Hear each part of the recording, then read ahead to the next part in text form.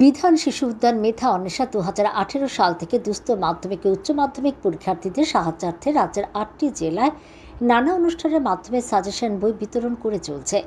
অন্যান্য বছরের মতো এই বছরও রাজ্যের 8টি জেলায় সাজেশন বই বিতরণ করা হয়েছিল।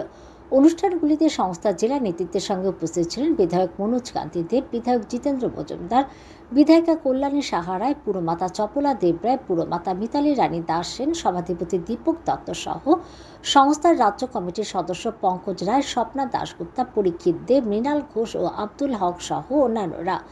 বৃহস্পতিবার ছিল মাধ্যমিকের অঙ্ক পরীক্ষা। পরীক্ষা শেষে দেখা গেছে মেধা অন্বেষার দেওয়া সাজেশন থেকে 85% প্রশ্ন কমন পড়েছে।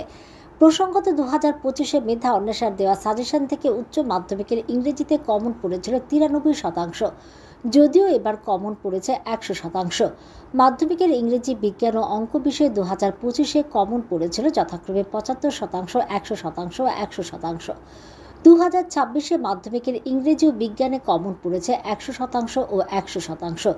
বিধান শিশু উদ্যান মেধা অন্বেষার রাজ্য কনভেনার তথা বিশিষ্ট শিক্ষক মনোজ রায় এক সাক্ষাৎকারে জানান, 2027 সালে রাজ্যে দুস্থ মাধ্যমিক ও উচ্চ মাধ্যমিক পরীক্ষার্থীদের এই বিষয়গুলির সম্ভাব্য প্রশ্নাবলী সম্বলিত বই বিনামূল্যে তুলে দেওয়া হবে।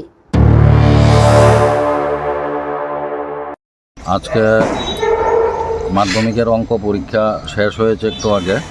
তো আমরা বিধান শিশু উদ্যান মেধা অন্বেষার পক্ষ থেকে একেবিটিভিতে মাধ্যমিকের ইংরেজি, বিজ্ঞান এবং অঙ্ক পরীক্ষার সম্ভাব্য প্রশ্নাবলী দিয়েছিলাম, সঙ্গে উচ্চ মাধ্যমিকের ইংরেজি প্রশ্ন দিয়েছিলাম।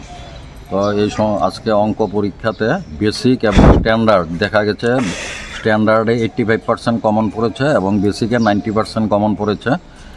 যদিও গত বছর অঙ্কে 100% কমন পড়েছিল এবং গত বছর বিজ্ঞানে 100% কমন পড়েছিল, তবে এই বছরও বিজ্ঞানে 100% কমন পড়েছে এবং গত বছর মাধ্যমিকে 75% কমন পড়েছিল ইংরাজিতে এবং উচ্চ মাধ্যমিকে 93% ইংরাজিতে কমন পড়েছিল।